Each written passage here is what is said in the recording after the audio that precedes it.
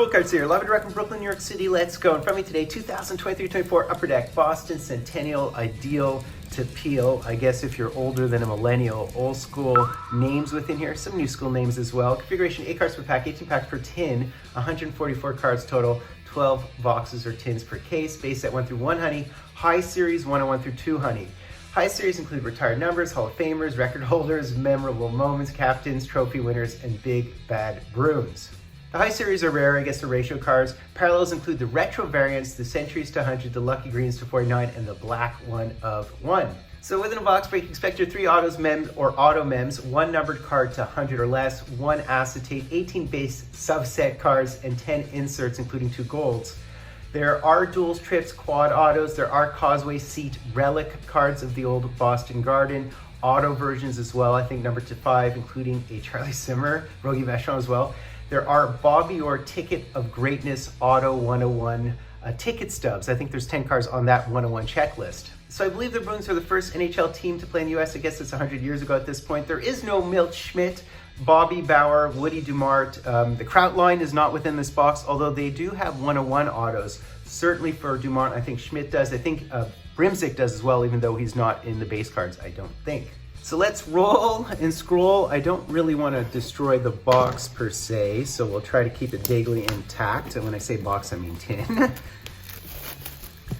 Really, really fun stuff. Of course, there was a similar one for Toronto, a similar one for the Habs. Habs would have been 2008-9, and Toronto would have been 2017-18, I believe. Wow, very, very black. This is a nice oh wow, this is beautiful. I mean, the packaging is absolutely gorgeous. I like the commemorative tin aspect of it as well. So here we go, and there are some bit players who only played a bit in Boston, like Rick Nash, and who else? Paul Coffey played in Boston for a minute, so there are some other ones that you don't expect as well. Plus a lot of sort of lowly players. But let's get into a beautiful card with the spokes here, and there's Marco Sturm. And look at the back. So a very clean, beautiful set. I have to say, very much like the Toronto set, very much like the Habs set. There's your Bill Ranford, and we do have our first memorable moments high series card, and there you go. So you do have the flying goal. Why not? This is like the ideal card to hit within the set. There's the Tim Thomas. So these are the all-timers, all higher numbered series, I gather, for these bad boys. And Brian Prop and Linus Ullmark. That is, the all-timers are inserts, not high series. So let's continue on here. Pasta, Leach, Kenny Lensman, there's your rat. And look at this, the big bad Bruins. So this is definitely the high series bruiser guys, right? And our first retro, so this is really cool. These look like the 1933 and the 1937 OPG cards. Also the 2011-12 retros look like this in OPG. Zaka and Bob Beards. So I love those retros. Fantastic. Hopefully we'll hit 2 autos per box here. Westphal, Krug, Shepard, and we have another one of the memorable moments, that is. And it's the debut of Willie O'Ree. There's the Glenn Murray all-timers, as well as Boychuk, Reggie Lemlin, who I remember very fondly. He was also... By the way, the Bear Track autos, there is in fact a 4-way of Eddie Johnson, Andy Moog, Rogie Vachon, and Reggie Lemlin. That would be ideal. I think those are numbered to 10 though. So Baumgartner, Marcotte, and we have our first retired numbers here. It's Lionel Hitchman from the 30s. So there you go, and a little blurb on the back as well. And we do have a Parker Witherspoon, so this is one of the next up future forward type card. There's Lucic, of course, and Donato. So looking for a couple of autos. You can hit a lot of, oh, this might be our first Marks card actually. Well, I call them Marks because that's what they're called in the Leaf Centennial, but they're Bear Tracks, I believe. Chara, Fergus, ideally you want a multi-way, right? But those are very hard to hit, especially if they're low numbered. So there's the Ken Hodge with his famous number 8. And we do have, oh, these are really cool. So we have our record holders here. And this would be a Ray Bork. I'll look at it right after I see. I believe this is an auto, but I'm not entirely certain here. So we'll see who this is. And oh, it's Stevens. It's Kevin Stevens. That's a good one. That's a good one. Very, very nice. He is one of the best big men of his era. He did have some, I think, some problems with I know he's had some difficulty post-career, maybe addicted to painkillers or something, but he is absolutely one of the beasts of his era, certainly playing with Mario. That's a great one. I remember him so fondly. He only began his career with Boston. There's Johnny Busick. Everybody knows him for his work on the Penguins, the Stanley Cup Penguins, that is. So there is a memorable moment of Cam Neely, Ken Hodge, Espo, and O'Ree. And by the way, the Bork record was games played. And there is the Derek Stud Sanderson. Nice to see him. Trophy winners here of Linus Ullmark. There's a very recent one. Paul Coffey, Rick Nash, Ken Hodge Jr. Fultoncards after the fact. I did notice that this is number to 100, so we are guaranteed one card number to 100, and it is the Linus Ullmark with my goalie mojo, numbered 55 of 100. Very cool. Terry Sawchuk, Sanderson, Mark Recchi, wouldn't mind him. And look at one of the Hall of Famers here, Jean Rattel, also on your Rangers, of course. Patrice Bergeron, Peterson, Vachon, and Defoe. There's the Bobby Orr. I have to keep an eye out for the parallels. Maybe I'm not doing that because there certainly are some parallels. So another record breaker, and it's a Bobby Orr. So this one, I'm not sure what it is. It's probably in the back somewhere. Highest career plus minus. Okay, there's the Paul Coffey retro. I love these retros. Bobby Carpenter, Butch Goring. So you do have people in their alt rare jerseys. Butch Goring is a good example of it. There's Dallas Smith as well. Man, this is a lot of fun. There's the Eddie Shore. Look how beautiful. I have him in the background, actually. That would be a Leaf relic. I think it's like a glove relic or something. Another one of the record breakers. So it'd be Johnny Busick. And this one here is most career goals, okay? As well as the Potra. So up next, there's Grzelcyk. So those are the types of autos you probably hit, the more generic autos. I'd even take an Andrew Raycroft for sure. Oh, another auto here. All right, so let's see who it is. I want someone old school. So let's continue on here. Patrice Bergeron, Dave Reed, Chris Nyland, ex-Hab, still on the radio in Montreal. Eddie Johnston, another nice one. Lauco, and behind our memorable moments, and that one is Esposito, who I also have in the background, who came up through Chicago, by the way. So looking for an old school one, and I already know who this is. This is Bobby Carpenter. That is another great one. I'm hoping it's Bobby Carpenter. There you go, it is. So he is definitely an SP Signature Legends, and another, so we hit two solid retro type autos.